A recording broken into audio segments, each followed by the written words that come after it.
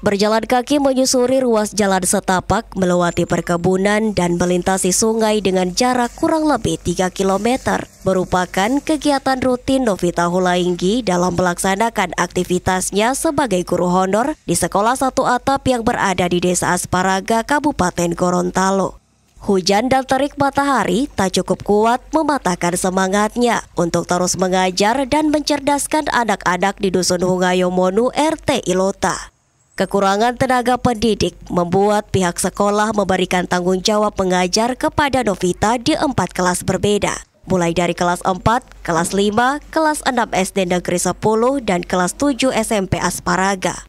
Dari pengabdiannya sebagai tenaga honor, Novita digaji Rp500.000 per bulan. Itu pun diterimanya 4 bulan sekali. 8 tahun.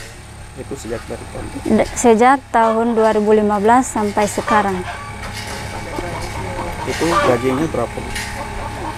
Gaji awal 400 per bulan, sekarang 500 per bulan, tapi terima 4 bulan sekali.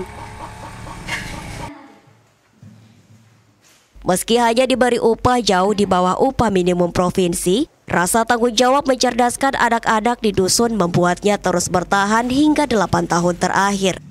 Demi menyesuaikan standar kapasitas guru pengajar, kini Novita telah menyelesaikan studi sarjananya di Universitas Terbuka. Memiliki ijazah sarjana, Novita berharap ada perhatian pemerintah daerah untuk bisa mengangkatnya menjadi ASN. Novita berharap di hari ulang tahun kemerdekaan Republik Indonesia ke-78 tahun 2023, pemerintah bisa memberikan perhatian khusus bagi sekolah yang berada di daerah terpencil terjadi pemerataan mutu pendidikan. Hence Tumilaar, Mabat Kaida, Kompas TV, Gorontalo.